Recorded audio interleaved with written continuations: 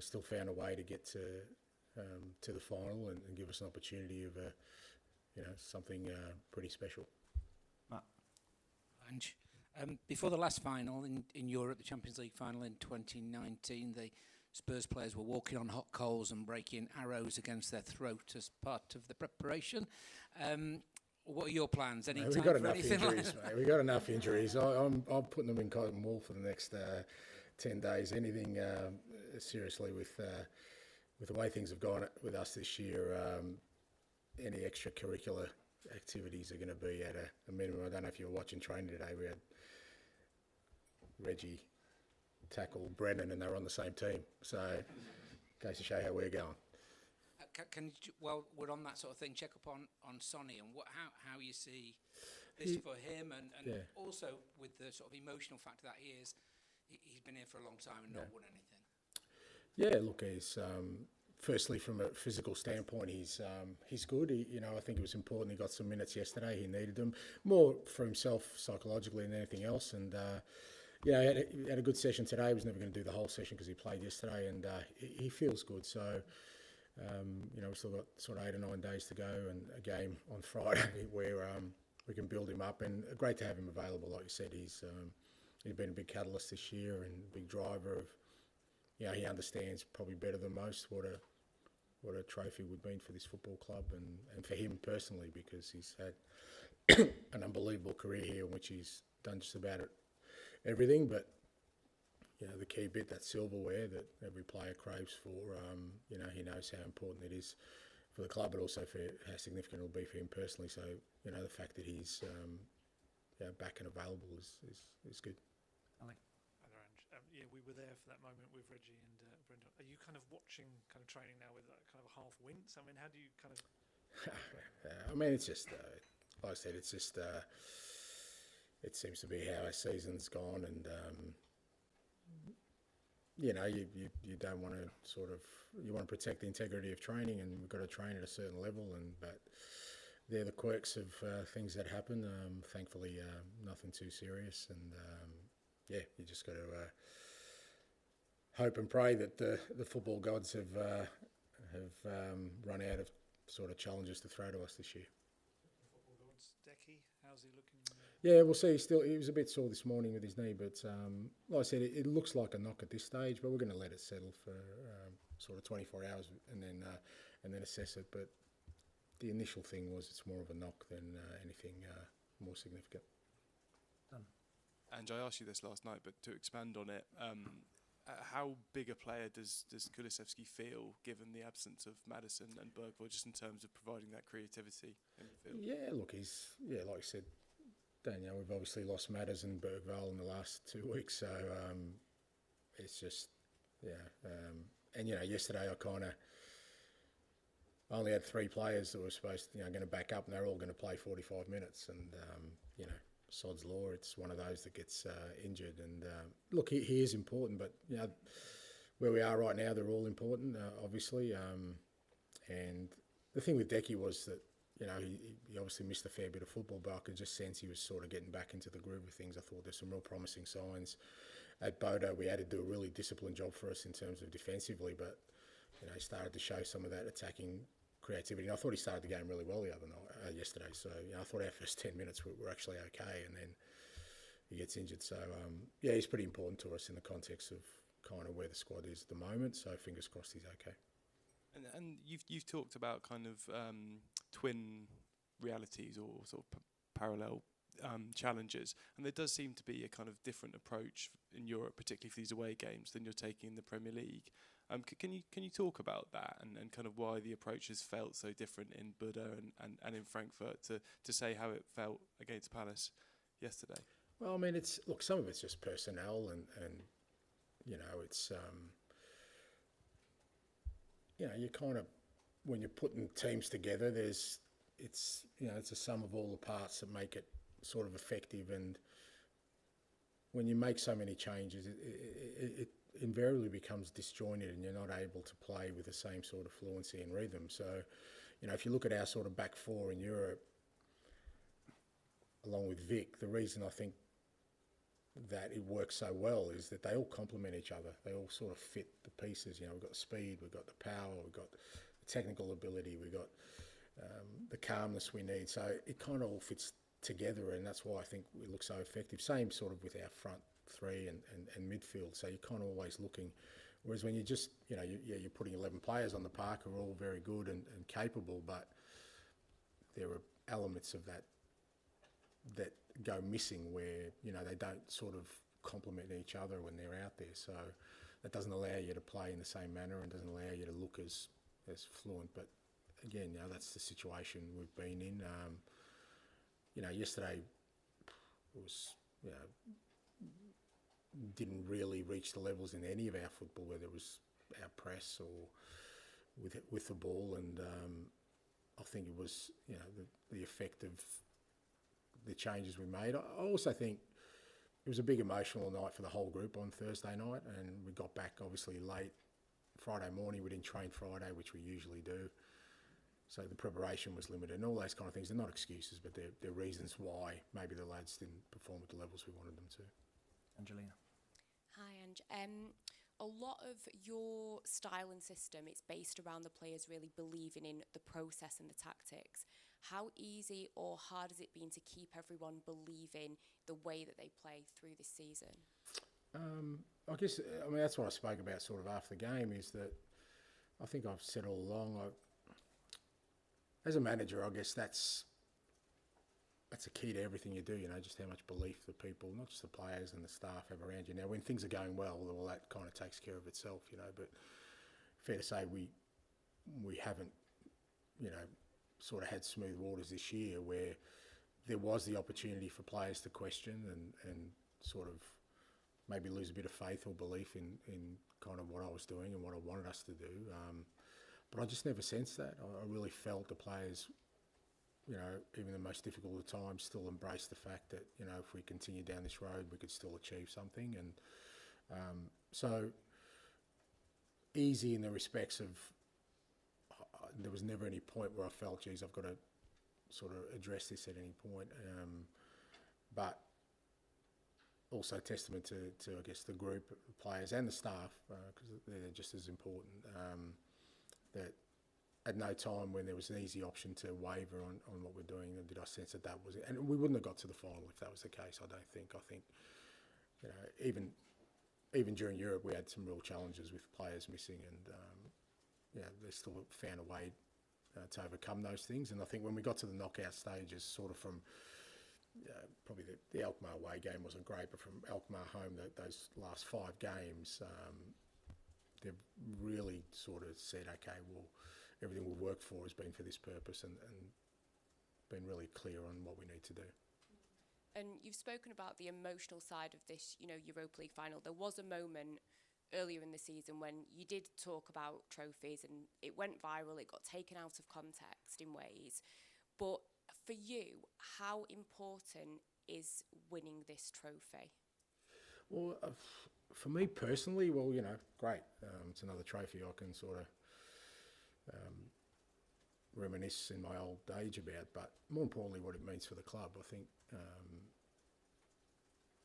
I've always said that it's the significance of what it does to people that really impacts you. So, you know, a lot of the success I've had has been stuff that's pretty significant. You know, it's been at clubs. You know, Yokohama hadn't won a championship for 14 years. Australia had never won a continental championship.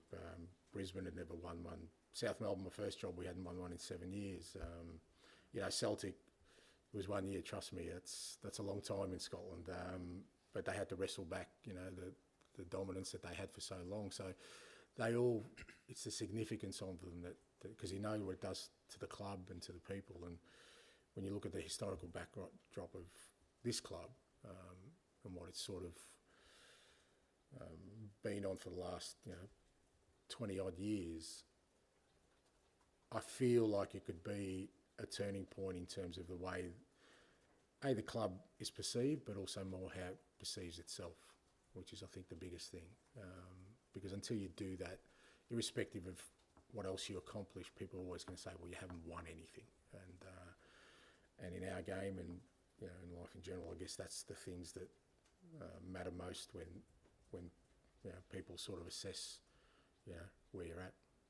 Dave? Hi, Ange. I was going to ask you about your history, actually, and previous finals. I suppose two things. Is there a different energy around a final? Can you talk a little bit about that? And also, do you draw on those, you've just touched on it, but do you draw on those triumphs as you go into this one? Yeah, I do.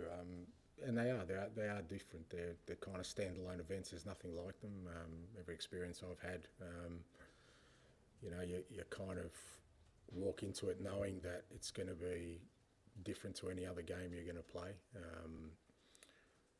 It seems every game's important, but the significance of what's at stake, you're never too far from the eye line of the trophy that you're going to get, and it takes a lot out of you emotionally, physically on the day. I know the players obviously need to try and prepare as they always would, but you can't ignore the fact. I mean, we're 10 days out, and today is already you've got to start talking about it. So there's a different feeling, and I guess I've had a lot of experience in it, so I kind of know. I try and navigate that sort of fine line between trying to keep it as normal as possible, but also understanding the players that it is a special opportunity that we need to take, and it takes sometimes something more than just the normal to get you there. I was going to say, can you prepare those players for something that maybe some of them haven't experienced before? I know you have, but... Yeah, you can. I think you can. I think it's just about just tapping into, they've all got they're all different personalities, but you get to know them pretty well. And, I think that there's always, for me, the key is, a greater purpose than what's before you is always the key. Can you create a narrative where, okay, yes, it is a final. Yes, there is a trophy at stake, but that's the same for the opposition as well. Is there something greater that can drive you beyond that, just winning a trophy? And that's something you kind of build into long before you get to this point. But if it's been consistent and it's resonated with the group, I think it can be powerful on the day. Tom? And just on the narrative, there's already been quite a lot of talk about Man United, how they win these finals. Tottenham tend to lose them. A lot of Man United voices in the media. Over the next kind of week or so, how do you prevent that from filtering through to the players? Do you use it as fuel? Do you try and block it out? What's your approach? Yeah, depending. I mean, sometimes, there's no doubt the comments of the Bodo players had an impact on the group. They're quite keen to kind of make sure that those questions got answered.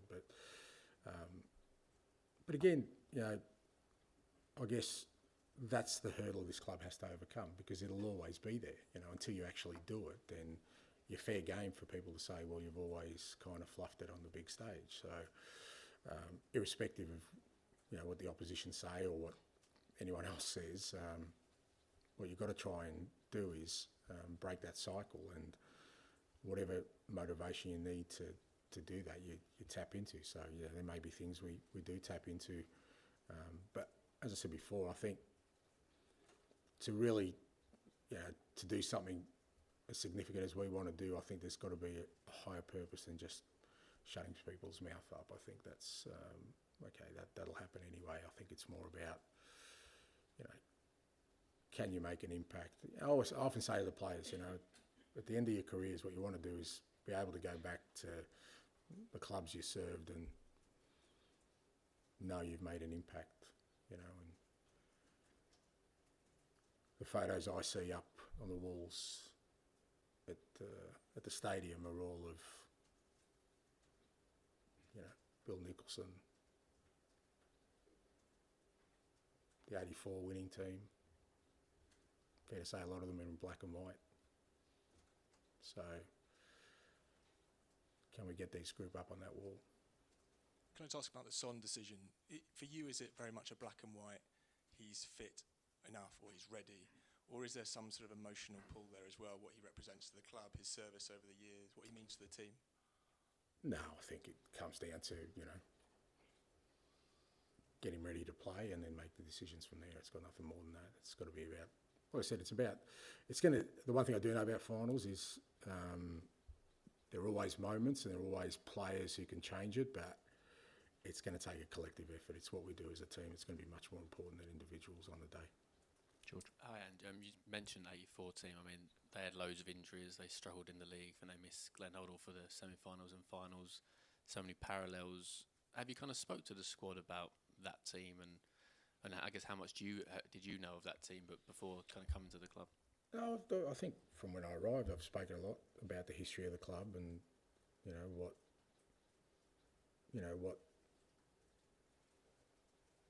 the challenge was for this group of players, as it has been for every group of players since the club's had the success it did. So, and there's been some fantastic players, world-class players who've played here, and we've had world-class coaches, managers who have been here, and you need to understand the history and the magnitude of the task at hand to understand how difficult it'll be, but also how significant it can be. So I've always, I'm kind of, talk about narratives. I mean, that's been one of the constants from the time I arrived, is how do we, as a group, make the impact that others haven't been able to. We know it's not just about ability, because like I said, there's world-class players, world-class managers, and sometimes it's just a bit of luck that you need to go your way, but to get that luck, you've got to put yourself in a position to have that success. So, I've kind of made sure the players are well aware of the significance of what they're trying to achieve. And we saw you out on training. I think you were sort of talking to Rodrigo and Pedro for felt like a long time. That kind of image feels a world away from the kind of image was built up of you of not doing small talk and not kind of getting close to your players. Fair to say you've probably got closer to this squad than any other squad, maybe because of the challenges you got. No, I think as you get older, I mean, a lot of that stuff references when I was, a younger manager, and it's just the way. But as you get older, you kind of you mellow a bit, and you try and you understand also that the world's changed and people need connections these days. It's important. So it was a nice day. It's not often you can sit out in the grass out there, mate, and have a chat with the boys, and just a general chat. And they're both great guys, not just good footballers, but great guys. And it's always good to get some feedback from them as well. They obviously played a bit yesterday and kind of see where the group's at, and it's a fairly common occurrence, mate. Rachel. Hi, Ange. Sorry, another question about Sonny. So there's a lot of Korean fans in Korea waking up at 4 a.m. for this game midweek, hoping to see him play and hopefully lifting that first club trophy that he's missing. So we spoke to him yesterday, and he was thanking the medical team for helping him return a bit earlier than first planned from his injury. How is his injury currently? Is he going to be 100% match fit by the final? And were you surprised that he managed to get back in time? Look, in terms of his fitness, as I said, he's progressing well. Obviously played, I think, 25, 30 minutes yesterday. Hopefully we should get him some game time on Friday against Villa as well. And, he trains right through. He'll be in good condition. And, he's worked hard to get back with the medical team. It was a bit of a funny injury. He just no real kind of sort of prescribed length of time. It was just how he felt and how he progressed, but he worked hard on it with the medical team, and it was important he gets some game time, and hopefully he just kicks on now. Him and Ben Davies are the only two players left from that last European Cup final. How much motivation would that heartbreak be to bring back a different result this time for them? I think, like I said, Ben and obviously Sonny have been here quite a while and understand that the opportunities don't come along too often. It's not like you get in, a final every year. And so when they do come along, like I said, the last one was, 5 or 6 years ago, you want to take that opportunity because you just can't assume it'll come again next year or the year after. And again, I think both of them are a good reference point for the rest of the boys. James, to finish, please. Thank you. Hi, Ange. You mentioned Spurs need to break the cycle, and when you talk about how you've broken that cycle at other clubs in the past, is Tottenham the toughest version of that situation that you faced in your career?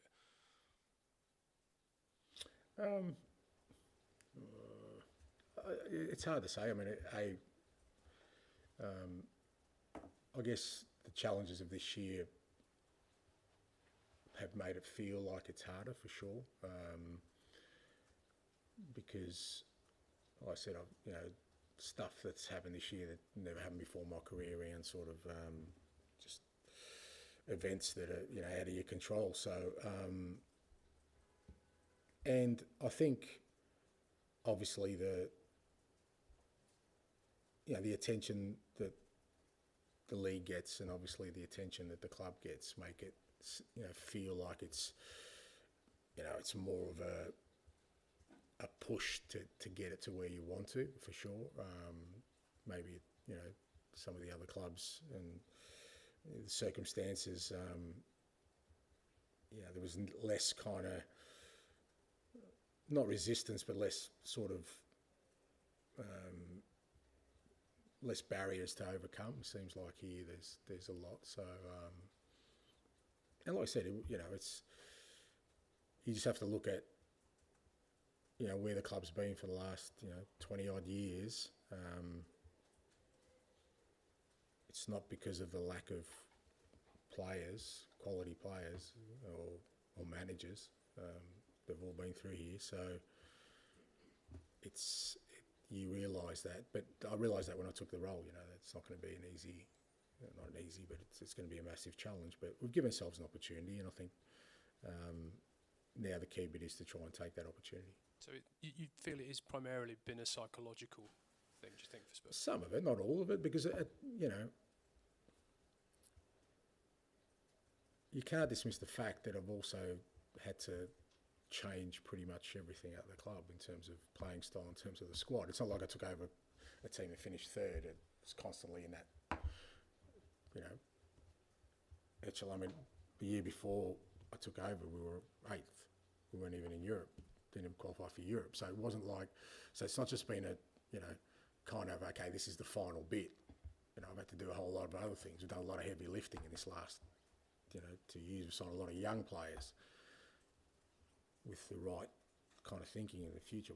That's costing us now because we don't have a squad that can cope with what's going through. But so it hasn't just been psychological. It's just that it's been, like I said, it's about trying to change a whole range of things, but also have that piece. Because I always, my view was that's what I'll get judged on. Like I said, I could have been sitting here 5th last year, 5th this year, and maybe maybe people wouldn't be waiting for the white smoke to see if it's my last one, but they'd still be saying, Ange, that's great, but that's all been done before. Until this club wins something, then you haven't really made an impact. So I kind of knew that for however long my tenure last year, that's what it's going to be judged and measured on. So we've got ourselves an opportunity to do that. Thank you. So everyone got the white smoke reference. Yeah. I don't need to explain myself.